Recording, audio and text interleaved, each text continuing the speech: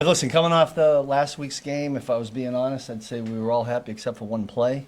We played some pretty good defense, but with that, we put it to bed, and now it's on to a playoff team. This is a good football team with a really good quarterback and some weapons, so all hands on deck for this one. With that, I'll open it up.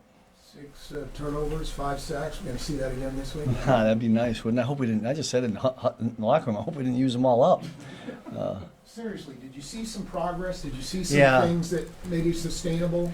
Well, I tell you, the play that Brian Cook made, I thought was a really good athletic play. He played that perfect, and then Trent. I mean, to get your first interception on a play like that was. And then at the end of the game, it was nice to finish the game with an interception rather than having him drive a little bit. So all that was good. Leo's been doing that all year long. He doesn't practice. He's done it in the games, and sometimes it comes out, sometimes it doesn't. But I thought was perfect. And the play Nick made, it was the first play of the second half? Yep. Yeah. I mean, first he hit it, went bounce back. I thought it was going to be one of those where he made a great play and then they caught it, and then he found a way to tear it out of there. But some really good individual plays, I thought, on those turnovers. And then Charles with the facing a team like Houston with Nico Collins there, just has his development, CJ Yeah. Stroud's development in their second year together. Just what is it you've seen out of him that makes him so successful? I mean, they look like they're in complete synergy, and not just those two, and not just that wide out. And I think they got a tight end that's real effective. Their slot receiver's really good. And then the running back, who we saw a lot when he was in Cincinnati. Boy, what a find he was for them. And not just as a running back. He catches the ball out of the backfield too. We hadn't played the Texans since CJ had gotten there, so we really hadn't studied him other than seeing highlights and whatnot. But he's as impressive as you had heard about people talking. Really poised for a second-year quarterback, and I think he just has a unique ability to move around in the pocket and still have his eyes downfield. He makes a lot of plays slipping in and out of the pocket and finding an open receiver. And when a quarterback can do that, I think that's pretty dangerous. How do you feel like Charles Omenihu is impacting the D-line, and then really the second and third levels as well, like the whole defense? Yeah, well, listen, you guys know how I feel about Charles. It was good to get him back, and it was going to take a little while to kind of amp him up. He's playing a little bit more on first and second down now, which is a good thing for us when they decide to throw it. He's getting better in the run game. That takes a little while. I mean, remember, he steps into this thing with really no padded practices since the Baltimore game, a year ago. So that's taken a little while, but I think he's getting there, and I'm glad we got him. And we just need everybody up front to kind of play like we did last week to help everybody else on the back end. Steve, folks are wondering that Josh Uche has not been active. Yeah, well, there's only so many hats, right, on game day. But I talked to Josh the other day. I mean, we'd like to try to find a way to amp him up. So that's Joe Cullen is evaluating that every week, and there's a couple guys there that could, Malik has played good football for us. So, somewhere down the road here, maybe you see one or two of those guys, and hopefully nobody gets hurt, because usually that changes everything with injuries. But that's probably going to be a week-to-week thing there. It appears you might not have Shamari this week with him in the protocol.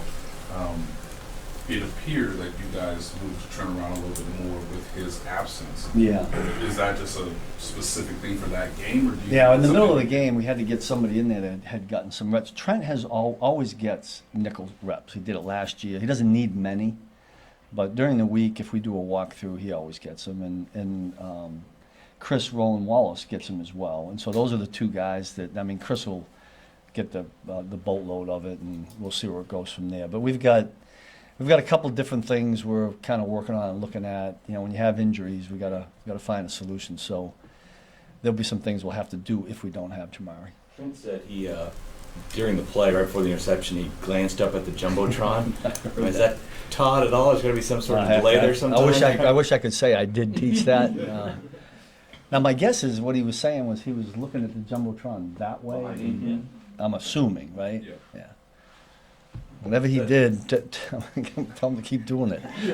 Savvy? Is that Very savvy, yeah. I remember guys running free for touchdowns, looking up and seeing somebody's catching them, right?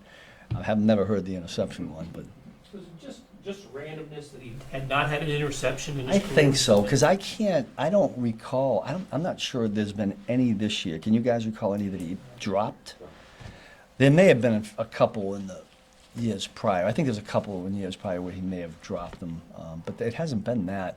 You know, part of what happens when you're a good football player at that position. This happened a lot to LJ last year. That when you got your guy covered, they go someplace else, and so a lot of times those opportunities don't come up. But I was glad he took advantage of that one.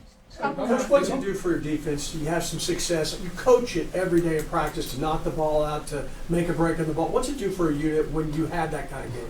Well, I mean, I think the guys all get. I mean, look at it. It should inspire them to keep punching, clawing, eyes back, catching, doing ball drills, the whole thing. But we didn't do anything differently last week than we had in the prior 12 or whatever it is. Sometimes they just come in bunches. I'll keep saying it. I just hope we didn't use them all up. I hope there's more out there. Last one, Matt. The Texans, Steve, have a really diverse dynamic wide receiver group, and Nico Collins in particular seems like a matchup nightmare at times. What's the challenge with a guy like that? Well, he's big and he's fast, and it's like you say about all these good wide receivers, that those 50-50 balls he usually comes down with. I watched him on one play that keeps sticking out where they send him deep. CJ throws it to him. There's two guys right there. He comes up with the ball. I mean, we've faced those kind of guys before. And somehow, some way, you got to find a way to pry it out of there. But he's got some strong hands and a great catch radius. The quarterback has all kinds of confidence in him.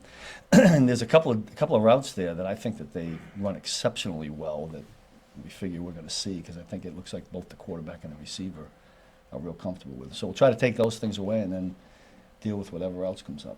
Thanks, Coach.